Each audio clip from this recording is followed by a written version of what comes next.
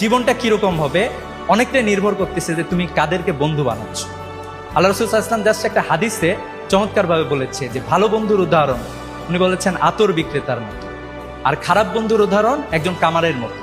তুমি যদি একজন কামারের সাথে যাও তাহলে তুমি যেটা পাবা যে তুমি তার কাছে ভালো কিছু নাও পেতে পারো। সেখানে সে যখন আগুন জ্বালাবে, আগুনের দু একটা ফুলকি তোমার উপরে আসবে, ওইখানকার পোড়া গন্ধ তোমার কাছে আসবে। কিন্তু তুমি যদি একজন আতর বিক্রেতার সাথে যাও, মাঝে মাঝে অন্যকে আতর দেওয়ার পাশাপাশি সে তোমার হাতেও আতর দিয়ে দেবে। যদি নাও দেয় তারপরেও তুমি তার কাছ থেকে সবসময় একটা সুঘ্রাণ পাবা। তো আমি তোমাদেরকে বিশেষভাবে বলবো যে তোমরা ভালো মানুষদের সাথে থাকার চেষ্টা করো। দেখো, বিশ্ববিদ্যালয়ে অনেক ফার্স্ট ইয়ার এসেছিল, আবরার ফাহাদকে যারা খুন করেছিল আমি জানি তারা এই নটর ডেম সহ ভালো ভালো কলেজ থেকে এসেছিল। তাদের ম্যাচের বন্ধুরা বলেছে এই ছেলেটা সবচেয়ে ভালো শিক্ষার্থী ছিল, কিন্তু বিশ্ববিদ্যালয়ে নষ্ট রাজনীতির খপ্পরে পড়ে আবরার ফাহাদের মতো একজন ছেলে যে দেশের অধিকার নিয়ে কথা বলেছে, বাংলাদেশে যে নদীগুলোতে বাঁধ দেওয়া হয়েছে সেই বাঁধের বিরুদ্ধে কথা বলেছে, এই কথা বলার কারণে তাকে রাত ভর নির্যাতন করে তাকে হত্যা করা হয়েছে। আমরা দেখলাম যে এই যে ইন্টারমিডিয়েটে খুব ভালো ছেলে ছিল সেও এই হত্যার সাথে জড়িত ছিল। আমরা এরকম একটি নষ্ট রাজনীতি আমরা পেয়েছি। আমরা বিশ্বাস করি যে আমরা তোমাদের কাছে একটা ক্যাম্পাস দিয়ে যাচ্ছি, আমাদের একটাই স্বপ্ন, আমরা অনেক কিছু পারি নাই, আবার অনেক কিছু পারছি, তোমাদের কাছে এই ক্যাম্পাসটা রেখে গেলাম। তোমরা কি আরেকটু সুন্দরভাবে আমাদের ক্যাম্পাসটাকে সাজায় দিতে পারবা না? ফার্স্ট ইয়ারের শিক্ষার্থীদের জন্য আমরা একটা ক্যাম্পাস, আমাদের ডাকসু কাজ করলো, আমাদের সংগঠন থেকে আমরা কাজ করার চেষ্টা করেছি, আমরা তোমাদের কাছে একটা ক্যাম্পাস রেখে গেলাম। আমরা বিশ্বাস করি যদি ঢাকা বিশ্ববিদ্যালয়ের শিক্ষার্থীরা সিদ্ধান্ত নেয়, তারা যদি ঐক্যবদ্ধ হয়, তারা যদি একসাথে আগায় যায়, বাংলাদেশকে রুখার মতো শক্তি পৃথিবীতে কারো নাই ইনশাআল্লাহ। আমরা এটাও বিশ্বাস করি, তোমরা একটু বাংলাদেশের ভৌগোলিক অবস্থানের দিকে তাকায় দেখবা, বাংলাদেশের আশপাশে কোনো মানুষ শান্তিতে নাই। তোমরা একটু মায়ানমারের দিকে তাকাও, সেখানকার রোহিঙ্গা মুসলিমরা মায়ানমার থেকে বিতাড়িত হয়ে বাংলাদেশে আশ্রয় গ্রহণ করেছে, তাদের ঠাঁই দেওয়ার জায়গা বাংলাদেশ। একটা জনগোষ্ঠীর মানবাধিকার ভুলণ্ঠিত হয়েছে, তাদেরকে আমরা এই দেশে আশ্রয় দিয়েছি। একটু তাকায় দেখো আসামের দিকে, সেখানে এনআরসি বাস্তবায়ন হয়ে গিয়েছে, অসংখ্য মানুষের নাগরিকত্ব চলে গিয়েছে, শুধুমাত্র ধর্মের কারণে, বিভিন্ন কারণে তাদের নাগরিকত্ব চলে গিয়েছে।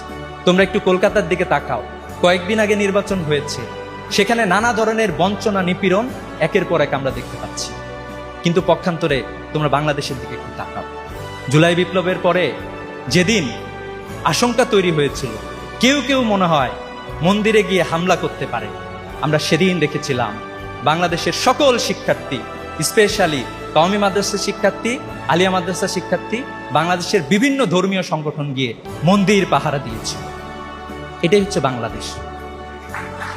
আমরা এরকম একটি দেশ পেয়েছি।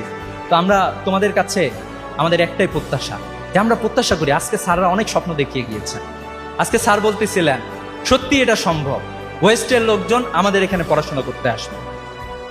আমরা বিগত কয়েক বছরে তোমরা জানো যে ইসলামী ছাত্র শিবির অনেক ধরনের সায়েন্স ফেস্ট আয়োজন করেছি। আমি দেখলাম যে ক্লাস 7-8-এর শিক্ষার্থী, তার মাথায় ঘুরে ড্রোন কিভাবে আবিষ্কার করতে হয়, সে আবিষ্কার করে, মিসাইল সে আবিষ্কার করে। ক্লাস 8-এর শিক্ষার্থীর মাথায় এই চিন্তা। আমি দেখলাম যে আমাদের প্রতি বছর যে প্রোগ্রামগুলো হয়, অনেক অসংখ্য ক্রিয়েটিভ তরুণ আমাদের আছে, কিন্তু এটা হচ্ছে আমাদের নেতৃবৃন্দের, আমরা মনে করি তাদের হটকারী সিদ্ধান্ত, তাদের অদূরদর্শী আচরণ, এই ধরনের ক্রিয়েটিভ তরুণদেরকেও আমরা ঠিকঠাক মতো স্পেস দিতে পারি না। আমরা বিশ্বাস করি আগামীর বাংলাদেশে আমাদের তরুণরা স্পেস পাবে ইনশাআল্লাহ। সেদিন তুমি যেই সাবজেক্টেই পড়েছো, তুমি ট্রিপলি পড়তে পারো, তোমার ওইখান থেকে কোনো একটা স্পেশাল জিনিস আবিষ্কার হবে ইনশাআল্লাহ।